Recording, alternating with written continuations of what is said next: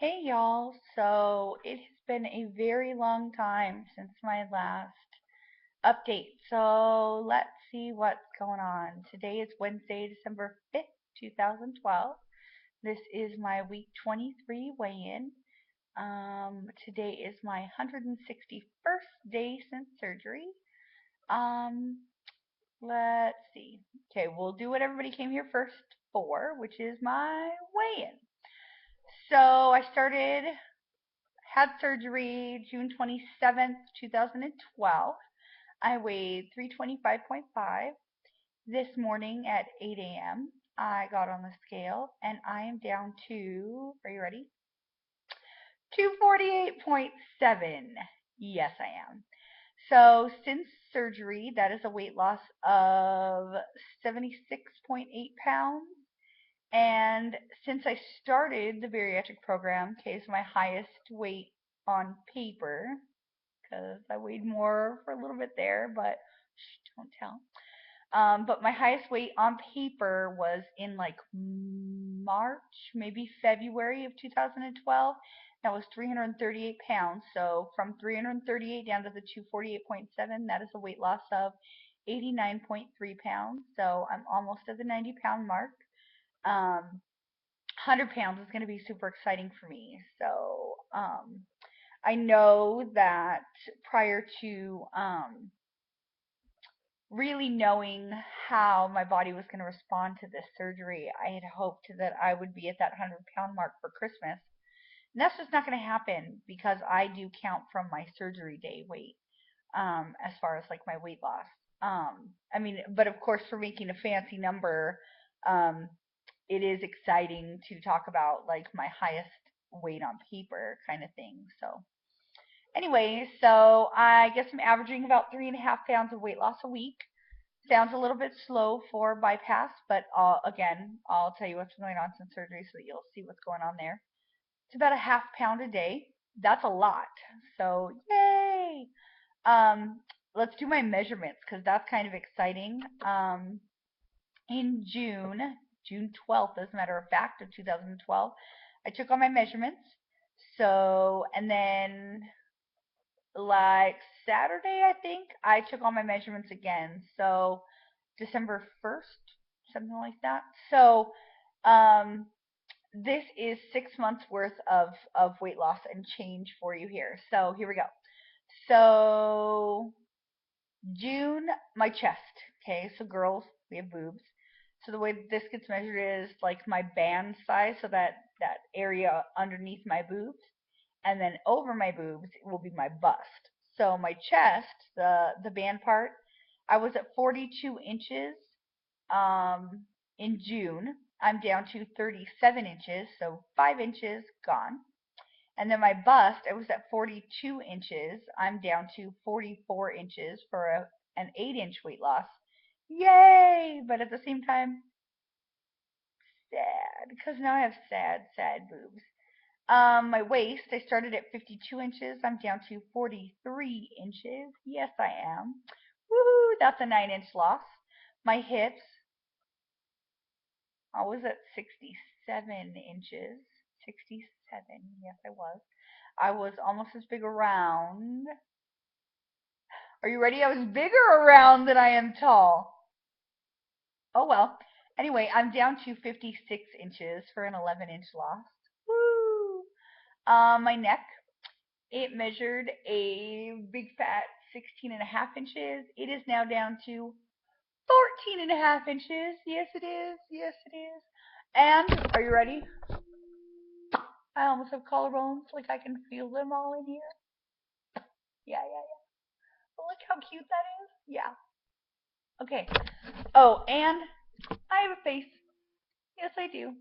I have a face, a cute little one. Okay, let's see what else. My upper arms, they were 21 inches. They're down to 17 inches. So that's 5 inches of loss. However, here's what I'll tell you about arms. Okay, so this is my beautiful arm. Like you could see like where like my muscly part is and then where that is. Okay, that is what it is. Okay, it's gonna need some repair. Okay. Okay, however, when I'm measuring my arm at 21 inches, it measured nice and firm basically. It was a great big fat arm. Now I don't pull it tight because to pull it tight just shrinks right up. So I would have a considerable difference if I did that. However, that doesn't feel accurate to me. It doesn't feel realistic. So I don't pull it tight. Whatever. Okay, my thighs, same kind of thing. Okay, my arms and my thighs are like my yuckiest parts, but whatevs. So my thighs were 35 inches. They are down to 29 inches. Each thigh has lost 6 inches. Woo! That seems like so much, but yeah. Okay, so then my calves, they started at 22 inches. They are down to 17 and a half inches, 4.5 inches gone off of each calf. So I have lost over 65 inches. I think it's like 65, 66 inches over my entire body, something like that. Huge, huge, huge, huge, huge difference. Um, so when I started my clothes, I was barely painting myself into a size 28, like the biggest size they sold everywhere. There were times when I would buy the 28 and I'd get home and the 28 wouldn't even pull up over my hips. I am now somewhere in between a 20 and a 22. Some 22s fit, some 20s fit.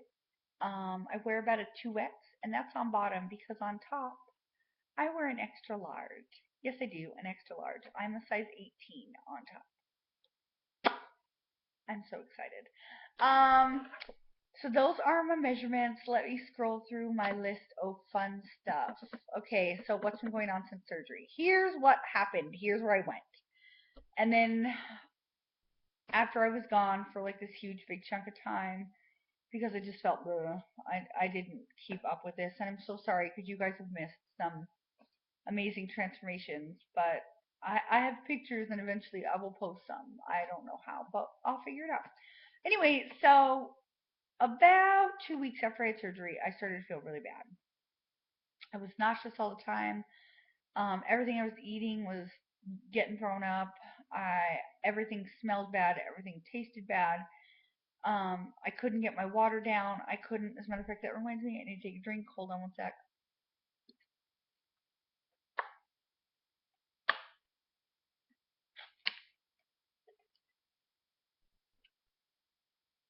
So, water. I was in a bad place. Even my vitamins were making me throw up. Everything was bad. So I went in for my 2 week follow up, and they told me, "Oh, you're dehydrated. That's what happens when you get dehydrated. Drink more water." 2 days later, on the 13th of July, I called into the bariatric clinic and I said, "I'm getting in on my water and I feel worse." I remember telling them that if there were a bus driving by, that I would like to step out in front of it because that's how bad I felt. I didn't hurt. I felt miserable. I was so sick. Everything was so bad. So the woman that I talked to was one of the bariatric nurses because my bariatric nurse was on vacation that day, and she said, "I'm going to call you in this anti-nausea suppository." Yeah, you heard that right. Suppository because I wasn't allowed to take a pill because I wasn't allowed to swallow a pill. So yeah, that was that whole kind of woo fun. So, but she said it's probably not going to work, and if you're not feeling better by the end of the evening, then you need to go into the emergency room. So I was like, okay, yeah, whatever. So at 3 o'clock the next morning, I woke my husband up because my heart was racing. I was dizzy. I could barely walk. Yeah, it was super duper bad. So, needless to say, showed up to the hospital. They admitted me to the hospital. Um, and when they admitted me, they said that it's because I was severely dehydrated. So they started drawing blood. That was an adventure because can I tell you, when you are severely dehydrated, good luck finding a vein. Um, they ended up finally getting some blood, giving me a whole bunch of medication that I didn't even need. They assumed that I was in severe pain because when they drew my blood and found out that my lipase count was severely elevated, they decided that I had severe pancreatitis, and apparently pancreatitis hurts. I didn't know. I didn't hurt, but they gave me like Dilaudid or something, and then I felt really, really good for a little while. So I told them, okay, yeah, so I don't have any pain, so probably stop treating that. But how did I get pancreatitis? And so the first set of doctors told me, because I wasn't seeing my bariatric surgeons at that point, it was the weekend, so I was just seeing like regular ER guys or hospital guys or whatever. And they said, oh, well, um, dehydration can cause pancreatitis. Okay, no, that's not exactly right. So finally, the bariatric surgeon came in. They started doing all kinds of research because in all of the billions of gastric bypasses they've done, they've never had anybody who ended up with pancreatitis who wasn't like an alcoholic. They even went so far as to come into my room and ask me, so, how much have you had to drink since surgery? And I was like, zero. Like, I'm not a drinker. And they were like, are you sure? And I was like, yeah, I'm pretty sure I would know. So it was kind of funny, but anyway, had pancreatitis.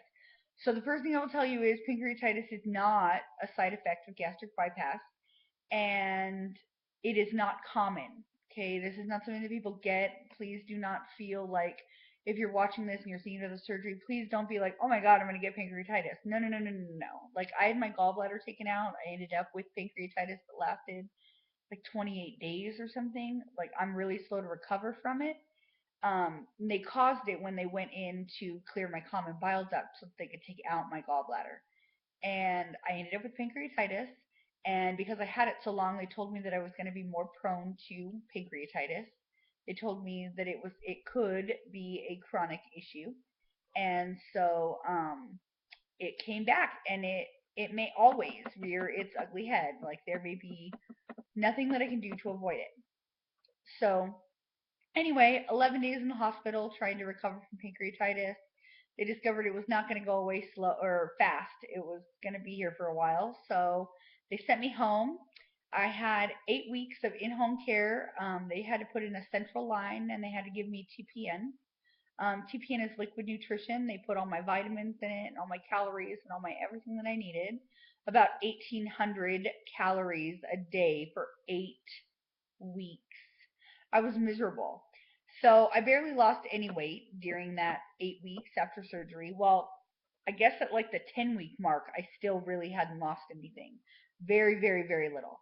Um, so finally, I started to lose weight. Got down to the 270s in about September. Right about September, I started noticing that all my hair was falling out. So you notice my stylish new, totally not at all styled haircut. Yeah. Um, Thank you, bariatric surgery, for the hair loss. It's cute. I'm getting used to it, and I style it pretty cute most of the time, just not right now because I was making a video while everybody in my house is out of the way, and I don't have a screaming 2-year-old trying to talk to you guys on my webcam. So let's see. I got down to about the 250s in October after a stall in September. Ended up with a UTI. Yay! It was pretty bad. Um, I started trying to find cranberry juice to drink because I won't lie, I hate doctors. So I'm homeopathic to a point until I can't do it on my own and then I need help. So found out I could drink cranberry juice and orange juice and pineapple juice and all the juices.